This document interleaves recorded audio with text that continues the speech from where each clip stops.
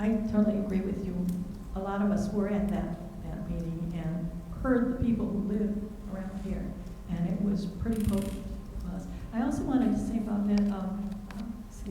that this past year, Greenwood told us that the faculty positions are not going to all come from legislature. They are going to come from tuition.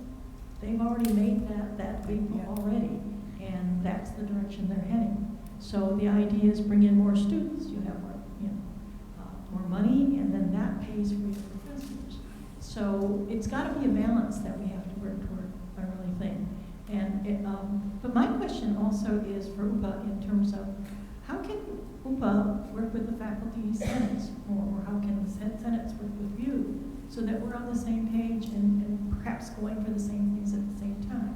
Now, we were told yesterday at our faculty retreat that, WASC is going to dominate our next year or so, right? Is that what you all heard? So with that in mind, how can we work with UPA and with the faculty senates and still work with our administration and WASC? Ideas? Well, I think one thing is these issues about contingent faculty. Bring that up, put it in their face, and don't worry. I mean, in a sense, say, this, you got to do something about this because it's going to damage our accreditation, and don't try to sweep things under the rug, because that's what administrators like to do.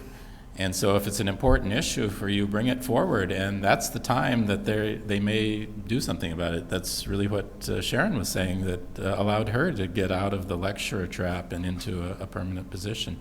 So that's the time to use that. Faculty Senate and UPA, it's interesting. I was at the conference on higher education, and there's different models. There's the AAUP model where the union and the faculty senate are one and the same. There's the model like we have, which I think is probably the ideal, where UPA sort of concentrates on contracts and conditions of work.